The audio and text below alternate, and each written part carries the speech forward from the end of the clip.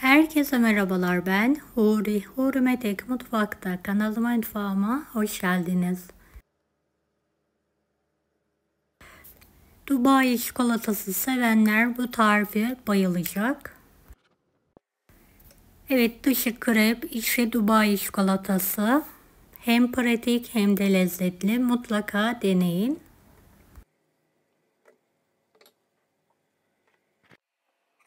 Evet, tarifimi hiç bekletmeden hemen başlıyorum.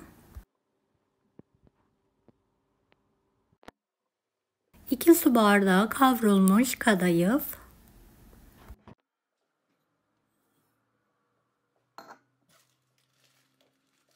2 yemek kaşığı Antep fıstığı,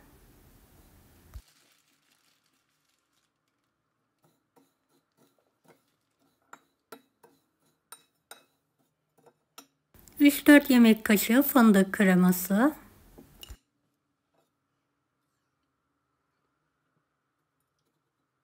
Antep fıstık ezmesi de kullanabilirsiniz, tercihe bağlı.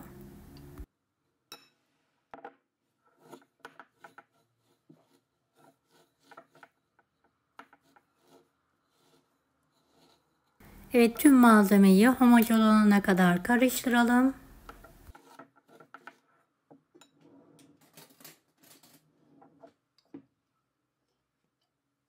Beni hangi ülkeden veya şehirden izliyorsunuz merak ediyorum. Yoruma yazarsanız sevinirim.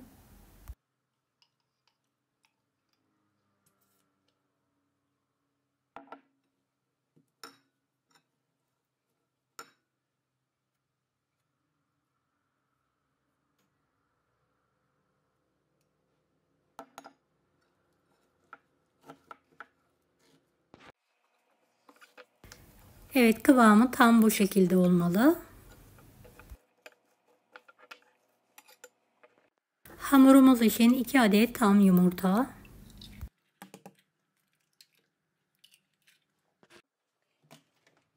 karıştıralım.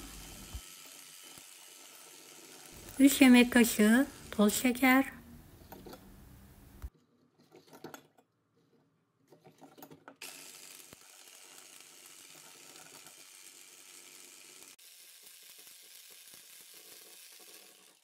2 yemek kaşığı sıvı yağ,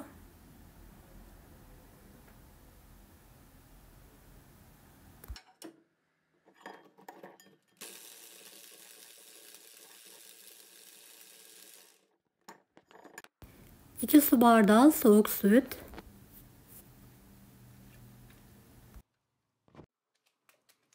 1 paket vanilya,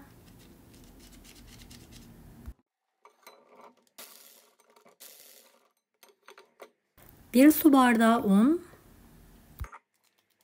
yarım paket kabartma tozu, 3 yemek kaşığı kakao,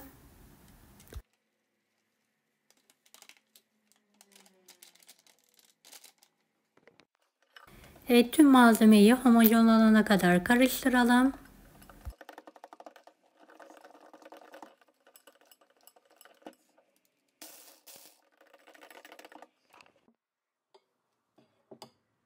Evet, akışkan bir hamur olmalı. Tam bu şekilde.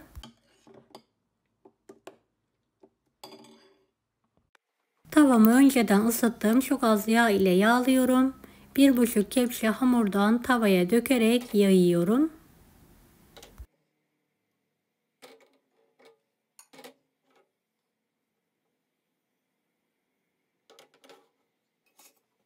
Şöyle orta ateşte krebimizi arkalı önlü olacak şekilde pişirelim.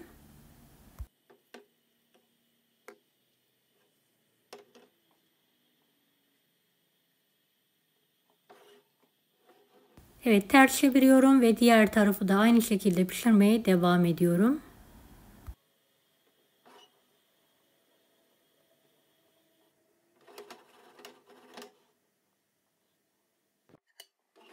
Pişen krep hamurumu servis tabağına alıyorum.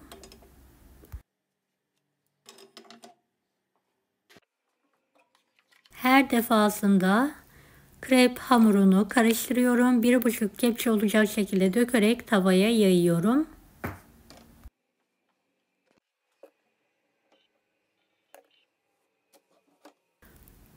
Arkalı önlü pişiriyorum ve üst üste krep hamurlarını alıyorum.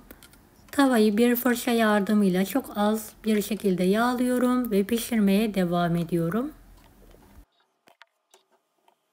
Evet, hepsini pişirelim. Toplamda 7 adet krep hamuru çıkıyor. Evet, sıkma poşetini aldım ama kaşık yardımıyla da orta kısmını alabilirsiniz.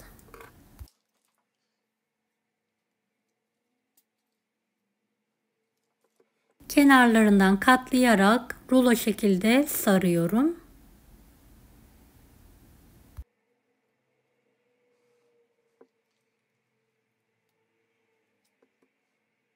Evet, diğerlerini de aynı şekilde hazırlamaya devam ediyorum.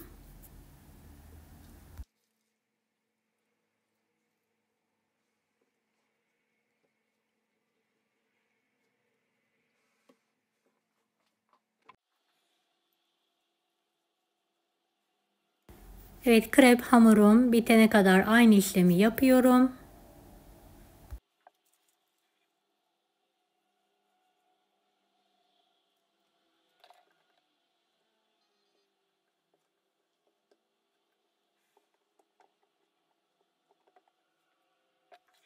Dilerseniz bu tarifi orta kısmına pastacık kreması kullanarak da hazırlayabilirsiniz.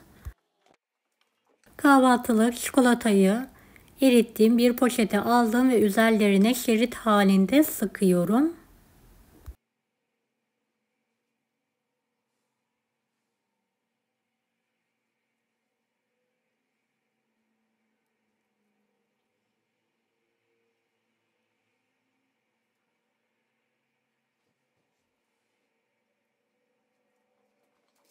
Evet, her birini aynı şekilde çikolatayla kaplayalım.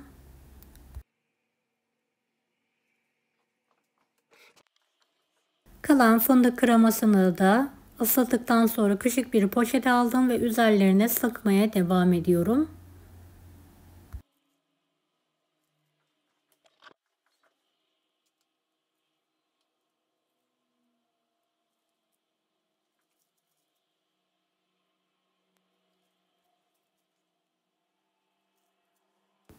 Evet, üzerine rendelenmiş çikolata serpiyorum.